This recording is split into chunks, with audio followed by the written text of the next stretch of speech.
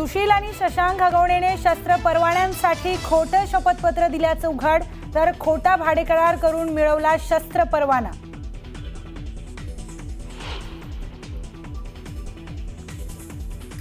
हगवणेला पळून जाण्यास मदत करणाऱ्या चौंधे कुटुंबाचे कारनामे समोर। सुयश चौंधेंवर पत्नीने केला घरगुती हिंसाचाराचा आरोप, तर सुयश चौंधे विरोधात महिला आयोगात तक्रार।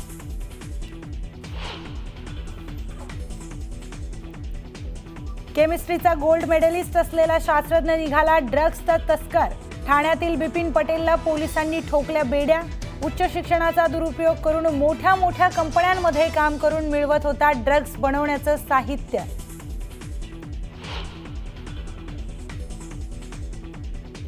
महसूल मंत्री चंद्रशेखर बावनकुळेंनी तहसीलदाराला भरला दम।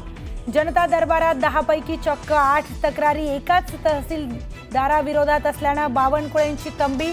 सोशल मीडियावर व्हिडिओ व्हायरल।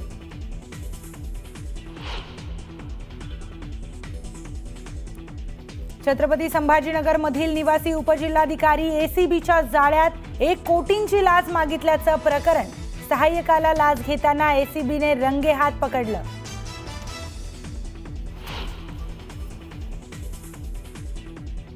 नाशिकच्या पाथर्डी परिसरात एका मार्केटिंग कंपनीच्या आउटलेटवर कृषी विभागाचा छापा। खत विक्रीचा परवाना नसताना विक्री केली जात असल्याचं समोर। कंपनीतून मोठ्या प्रमाणात खत जप्त।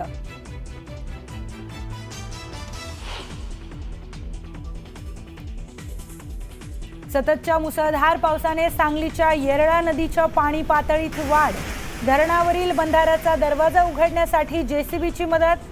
पाण्याचा प्रवाह वाढल्यानं नदीकाठच्या गावांना सतर्कतेचा इशारा।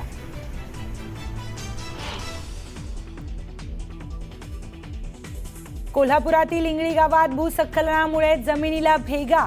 20 ते 25 घरांना धोका पोहोचल्यानं घर जमीनदोस्त होण्याची भीती।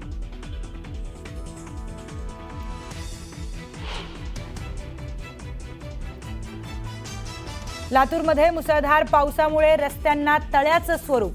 जिल्ह्यातील नद्या ओढ्यांना पूर, तर अनेक रस्ते पाण्याखाली गेल्यानं वाहतुकीला फटका।